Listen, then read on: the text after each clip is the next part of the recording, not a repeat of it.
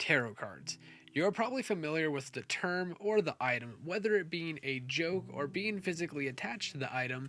These mystical cards just started as simple games in Renaissance Europe, but soon have become a tool for deep spiritual insight. We will uncover how their meaning and cool symbols have influenced cultures and continue to change minds today. So let's explore the intriguing origins of the tarot card deck.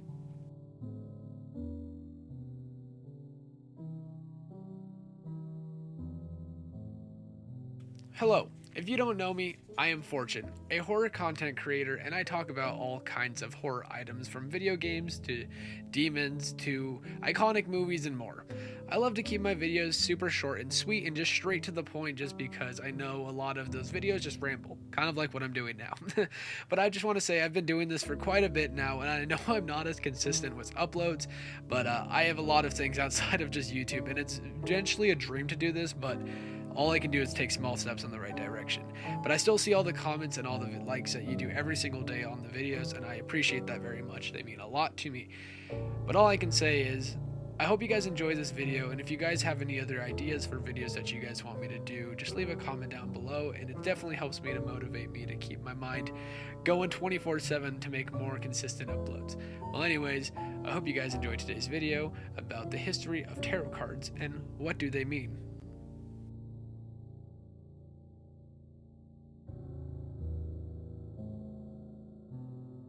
Tarocchi.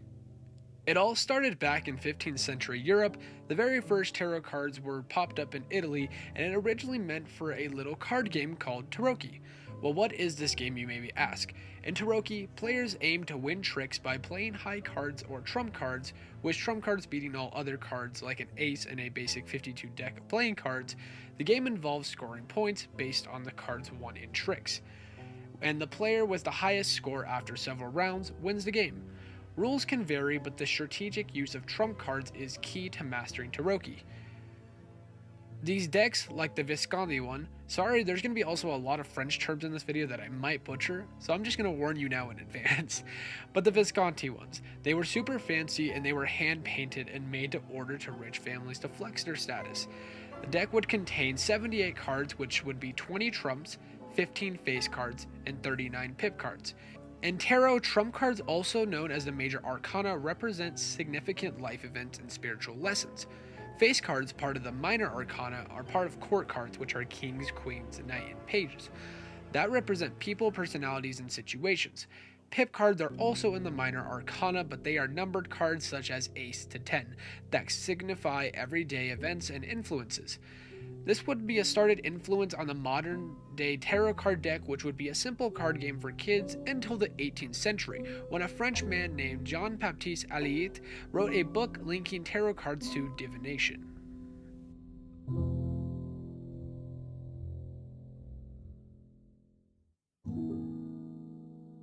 Jean-Baptiste Alliot. Again, a lot of French words in this video, and I'm very sorry if I butcher or piss anyone off in the comments. Come at me. I'm not from French, nor speak it, nor know anything about it.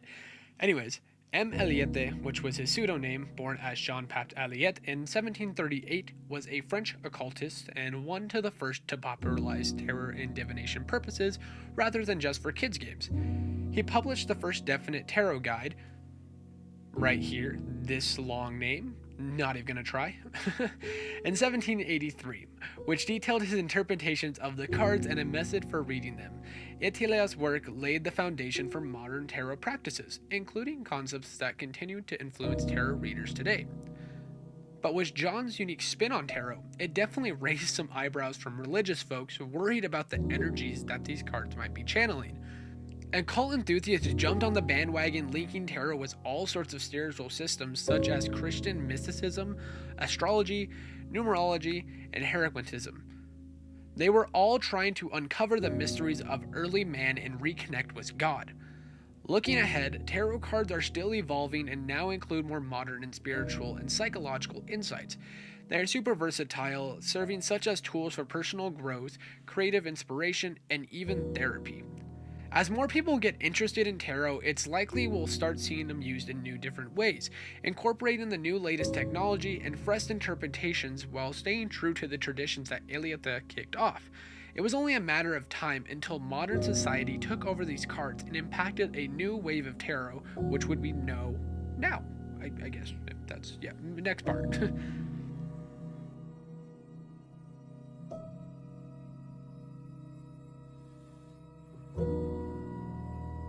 North America. Tarot made its way to North America in the early 1900s.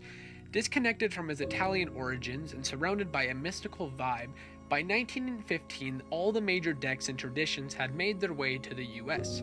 The first tarot style to hit the North America was the Egyptian decks, designed by French occultist Falconer and Wegner in 1890. Based on Paul Christian's writing, by 1918 C.C. Zane used this deck for his Brotherhood of Light Mail Order lessons, marking the first time Christian's teachings were available in English.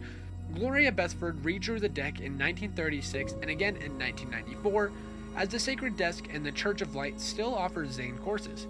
Every generation seems to reinvent the Egyptian deck for their own use.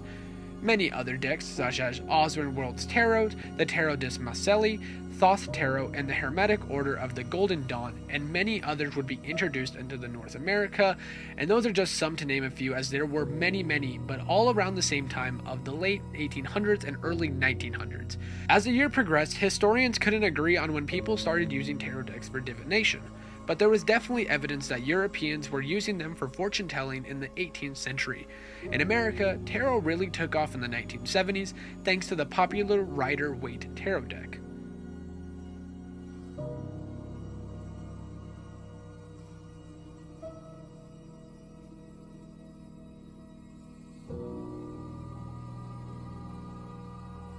Are they real, and what do they mean? The term divination, the practice of seeking knowledge of the future or the unknown by supernatural means. It often gets lumped in with the term witchcraft, which somehow always seems to get tied to worshiping the devil, but in reality, divination is just about predicting the future, and it actually means to be inspired by something or even inspired by a god in chance. And if that doesn't sound anti-Satanism or anti-Satanism, I really don't know what does. And you've probably seen those horror movies and spooky stories that get made from tarot cards that seem like tools of evil. Boom. Shitty example, but you get the gist I'm going for. Well, they're actually super popular, and way more people use them than you actually might think. Before you dismiss this and start thinking, I'm into Satan worshipping or something because of my shirt or me holding tarot cards, I promise you I'm not. I think I'm an agnostic, if that makes it feel better, and I also just collect these because they're cool. I think the artwork is really cool, and I think the shirt's cool, even though it says devil. I'm edgy like that. Emo gang, rise up. Anyway, sorry I went there real quick, but tarot cards are simply just like reading a book. They can offer insights into different parts of your life or help you see things from a new angle.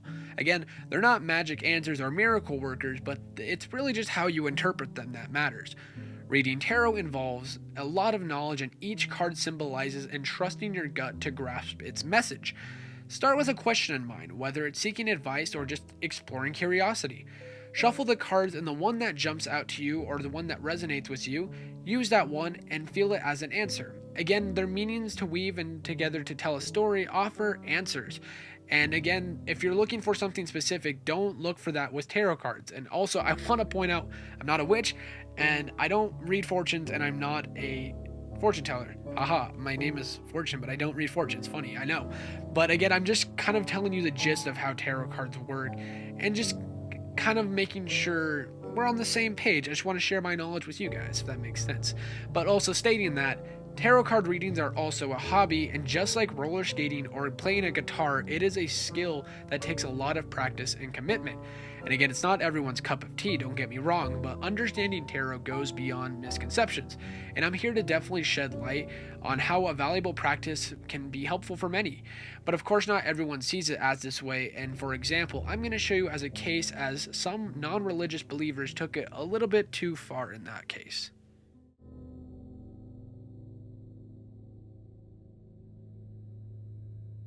Mark Mullins. Richlands, Virginia, 2018.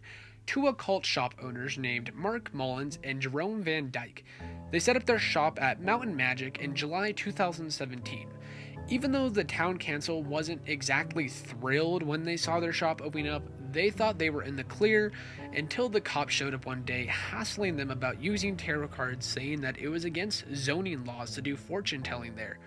Mullins definitely got some heat from local church people who thought his tarot readings were straight up demonic doings. And when he tried to get a license to do the readings in this store, the town council caved to pressure and shut his store down. This definitely wouldn't stop the hate from the people in the town, as people who typically do tarot readings are part of the pagan religion, and they would call him child devil worshippers, a hazard to society, drug, and thankfully, everything got resolved in the end of 2019, and the town of Richland changed their rules, so now Mr. Mullins can legally do his tarot readings as a part of his business, and is still open to this day, and they thankfully gave him his own license and a zoning permit, and they agreed to not hassle him for any extra fees or running or promoting his business. We love you, Mr. Mullins. If you live in Richlands, Virginia, go check him out. I didn't mean to do that. Tarot cards, with their century-old history and their rich symbolism, continue to captivate and inspire people from around the world. From a simple kid's game of power and greed, if I could say, to their humble origins in cards to becoming powerful tools for divination and spiritual exploration, tarot has truly stood in the test of time. Whether you're a skeptic or a believer or a daily tarot card user, there's no denying profound impact with these cards that have had our understanding of ourselves and the world around us. As we move forward, tarot's journey is definitely far from over, as it still remains a beacon of wisdom, I would say, offering insights into the human experience and a glimpse into mystery. Glimpse into mysteries. That's a tongue twister. Glimpse into mysteries that still unfold before us. They're still used to this day, and if you just collect them because they're cool, for me example, and yes, I've been holding them this whole video because why not? Or just find the concept unique. Everyone has their own views on tarot cards, and I think it's all very unique. Whatever you believe, take it as your own grain of salt. I have been fortunate though. I hope you enjoyed this video on the little small history of tarot cards and kind of what do they mean. If you have anything you want to say to me, leave it down in the comments below. Thank you for watching. Peace, love, tranquility. Mwah.